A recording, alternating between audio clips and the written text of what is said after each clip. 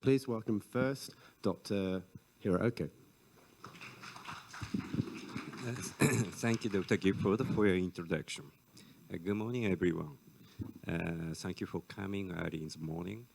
And I'd like to express my gratitude for the invitation from Medicon Company.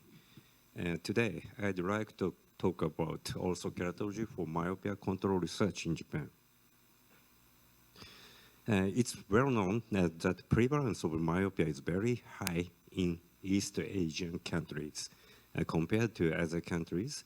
According to the review of Ludonicher et al., prevalence of myopia is estimated to be 6.3% in 5-year-old children, 34.5% in 10-year-old children, and 69% in 15-year-old children, and 79.6% in 18-year-old young adults. Also in Japan, high incidence of myopia in children is a growing problem. According to the School Health Statistics Survey conducted by Japanese government, the proportions of uncorrected decimal visual acuity less than 1.0 show an increased trend like this. And in 2018, it has been reported in 26.7% children in kindergartens, 34.1% at elementary schools, 56% at junior high schools, 67.2% at high schools. The survey results further reveals that visual acuity of high school and elementary school children in 2018 is the worst in the history. So far, various methods were attempted to slow or arrest myopia progression. These are divided into two main approaches. One is pharmacological approach, and the other is optical approach. Among these, three interventions such as low-dose atropine solution, also keratology, and multifocal soft contact lens survive. However, also keratology is an only therapy which is officially approved in Japan. This slide shows two pilot studies on inhibitory effect of also keratology on axial elongation in children. In 2005, Dr. Cho et al. Reported for the first time that axial elongation during 2 years was significantly smaller in also care treatment group than the control group, showing 46% suppression of axial elongation. In 2009, Dr. Waring et al. Reported similar results with 56% suppression of axial elongation. This is a pyramid of evidence level. The level of evidence for the previous studies corresponds to level 4 or 5. Regarding level 3, we conducted a non-randomized controlled trial in Japanese children. This is a result of our previous study. Axial elongation for 2 years was significantly smaller in the also keratology group than in the spectacles control group, showing a 36% suppression of axial elongation.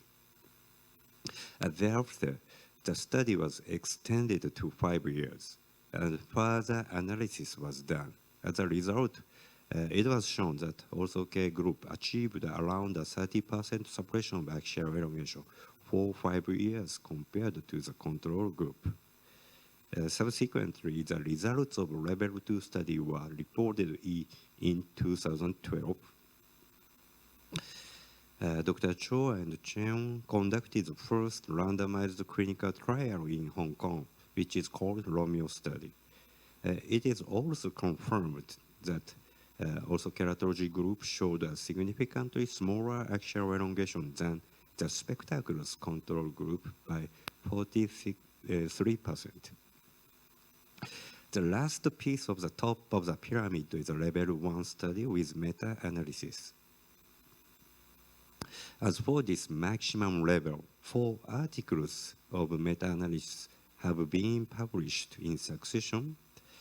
Since 2015, all articles concluded that also keratology significantly retarded axial elongation, and the safety is also acceptable. This slide shows 8 representative previous studies showing the suppressive effect of also keratology on axial elongation. The 2-year studies show the inhibitory effect of also K was from 36 to 63%. And the 5-year study showed it was around 30%, and a 7-year study showed it was 33%. However, little is known about long-term effects for more than 7 years. Thus, we recently conducted a retrospective study to investigate the 10 years efficacy of also K for myopia control. This figure shows comparison of estimated myopia progression over 10 years between the also K and the soft contact lens groups on the basis of baseline age. Estimated myopia progression in the also K group was apparently smaller than that in the soft contact lens group, and there were significant differences in estimated myopia progression between the groups at all baseline ages. As you know, Manicom Bloom Light has been recently approved as the first orthokeratology lens for myopia control in Europe, based on the aforementioned findings, including our data. Next, we'd like to introduce the results of combination therapy with also K and 0.01 atropine ophthalmic solution as the latest topic, which was conducted in Japan by my friend. This study compared the axial elongation for 1 year between the combination therapy group and monotherapy group with also K only. As a result, the combination therapy showed a 53% suppression of axial elongation compared to also K monotherapy group. When compared with a previous study that compared between the also K monotherapy and the single vision spectacles group, the OK monotherapy group showed a 50% less axial elongation than the normal spectacles group. If we compared between the combination therapy group and normal spectacles group, even though there are different reports, we can calculate that 76% less axial elongation is expected in the combination therapy group than the normal spectacles group. As mentioned above, also K is very promising for myopia control. However, in clinical practice, the safety must be guaranteed. Previously, we investigated using stereo microscope the appearance of 174 orthokeratology lenses, which were worn for several years, and found that lens deposits were attached to varying degrees on 28% of the lenses.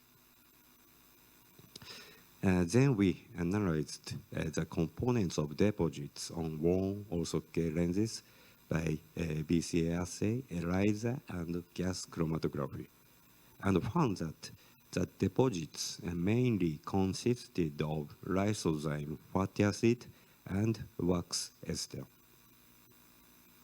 And next, we cultured the worn lens and the lens storage case and confirmed a bacterial biofilm formation on the surface of the lens, as well as growth of bacterial colonies from the lens storage case. In addition, we performed an experiment to examine how many bacteria adhere to also K lenses with artificial deposits. This figure shows the results compared to the lens without deposits. It increased by 1.7 times in the lens with artificial lipids and 1.6 times with artificial proteins plus lipids.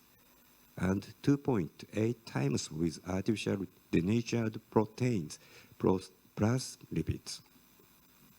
These results clearly show the importance of daily lens cleaning for safety use of ortho-K lenses. Thus, we quantitatively evaluate the lens deposits and the effect of cleaners in worn ortho-K lenses.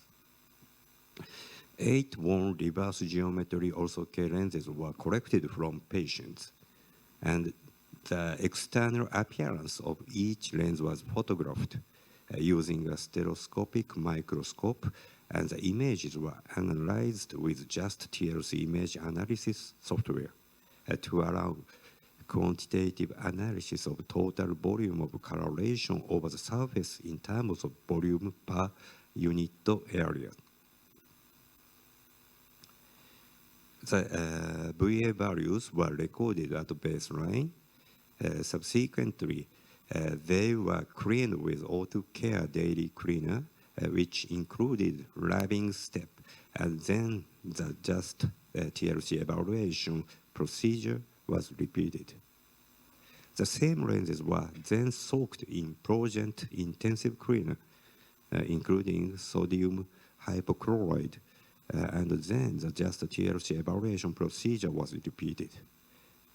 The VA values were compared between the 3 conditions. Let's go to the results. This figure shows the external appearance of the first 4 lenses for the pre-cleaning, post-O2 care cleaning, and post-Progent soaking. We can see the apparent cleaning effects after O2 care cleaning, and the Progent further removed the lens deposits. This figure shows the external appearance of the remaining 4 lenses. Similarly, the lens deposits were removed after O2 care cleaning with lab and completely removed by Progent soaking. This figure shows the VA value of each lens pre-cleaning, post-O2 care cleaning, and post-Progent soaking. When compared, the average value among 3 conditions, statistically significant differences were found between the 3 conditions. In summary, considerable amounts of deposition were attached to the collected OK lenses, which were worn for several years. These deposits were effectively removed by auto-care daily cleaner with rubbing step and were further cleaned with Progent intensive cleaner. Another study by Dr. Chu showed complete smooth surface after Progent processing, which were observed scanning electron microscope, and this smooth surface appear to prevent corneal epithelium damages. Next, please let me show the disinfecting efficacy of Progent. It was assessed according to ISO 14729 standalone test. We tested 7 microorganisms, including bacteria, fungi, and A-cancer amoeba. This is the result of disinfectant efficacy. Progent showed strong disinfectant effects against all pathogens, including Pseudomonas aeruginosa and A-cancer amoeba. In fact, Progent has been already approved as a disinfectant in Europe and China because strong and rapid infection are achieved in 5 minutes against all organisms. So it is strongly recommended that Progent intensive cleaner should be used once a week or every other week for safety use of ortho-K lenses. In conclusion, previous studies apparently show that orthokeratology is very effective in slowing myopia progression, and the level of evidence is very high. Recently, the long-term efficacy and safety has been also confirmed by several studies. A daily lens cleaning with rubbing step and the additional use of Progent achieved optimal levels of cleaning, especially against deposits within the reverse zone of the lens. Effective lens cleaning is likely to minimize OK-related ocular complications. Thank you very much for your attention. Thank you, Dr. Hiraoka. We're going to take questions at the end of this session, so